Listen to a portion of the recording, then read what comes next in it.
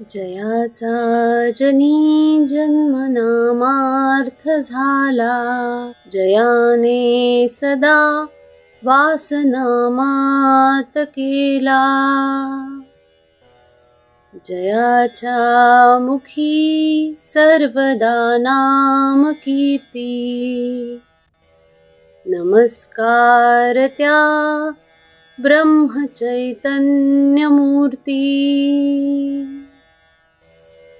सद्गुरुनाथ महाराज की जय.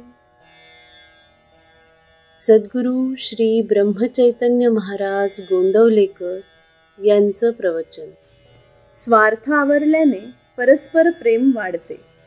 6 मे. परस्परात प्रेम वाढविण्यासाठी काही गोष्टी आवश्यक आहेत. 1.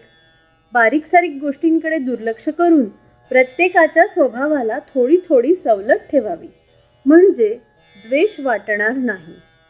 2. सर्वांना प्रेमाची अशी जी एखादी जागा असेल त्याकडे दृष्टी ठेवावी. 3. कोणतीही सूचना सांगायची झाली तर त्या व्यक्तिविषयक न बोलता नम्रतेने आणि गोड शब्दात सांगावी. 4.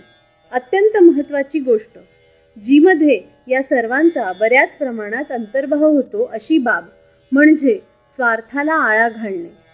म्हणजे मी स्वतः जितका माझ्याकरिता आहे असे वाटते त्याच्याही पेक्षा जास्त मी दुसऱ्याकरिता आहे असे वाटणे हे होय. आणि ही जाणीव ठेवून त्याप्रमाणे वागणे हेच प्रेम वाढवायला मदत करते. ज्या माणसाला स्वार्थ साधायचा नाही त्याला कमी पडणे शक्यच नाही. जिथे निस्वार्थीपणा आहे तिथे भगवंताला पुरवठा केलाच पाहिजे. आता स्वार्थाचा विचार करताना असे सहज वाटते की मी कुठे स्वार्थी आहे, मी कुठे कुणाजवळ काय मागतो.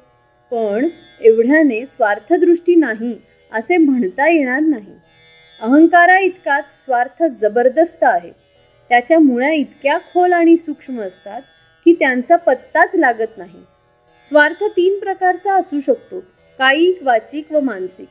देहाला दुसऱ्या निमित्त कष्ट न होतील इतक्या काळजीने वागणे हा कायिक स्वार्थ म्हणतात. माझ्या बोलण्याला सर्वांनी मान डोलवावी, मी कोणाला काही कमी जास्त बोललो तरी ते त्याने निमूटपणे सहन करावे, अशा तऱ्हेच्या वृत्तीला वाचिक स्वार्थ म्हणतात. आणि माझ्या मताप्रमाणे सर्वांनी वागावे, माझे विचार बरोबर आहेत अशी जाणीव इतरांनी ठेवावी, अशा तऱ्हेची आपली इच्छा त्याला मानसिक स्वार्थ म्हणता येईल. आता मी माझ्याकरिता जितका असेन त्याहून जास्त मी दुसऱ्याकरिता आहे असा विचार केला तर असे दिसून येईल की मी जेवढी मला स्वतःला सवड ठेवतो तेवढीच किंवा त्याच्याहून थोडी जास्त सवड दुसऱ्याला ठेवणे जरूर आहे.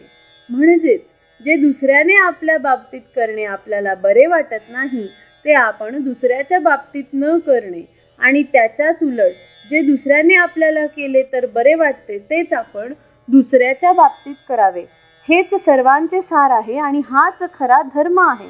आपण जगावर प्रेम केल्याशिवाय परत प्रेम मिळणार नाही. आपण पुष्कळांच्यावर प्रेम केले तर आपण एकटेच त्यांचे करतो, पण प्रसंगाला ते सर्व आपल्याला मदत करतात. जो पुष्कळांचा झाला तोच भगवंताचा झाला असे समजावे. जो निस्वार्थ बुद्धीने प्रेम करतो त्याला आनंद खास मिळतो. जो निस्वार्थ बुद्धीने प्रेम करतो त्याला आनंद खास मिळतो.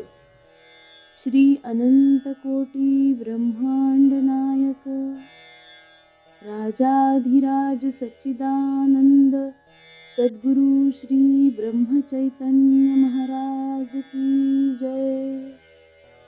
श्री ब्रह्मानंद गुरु महाराज की जय. जय जय रघुवीर समर्थ.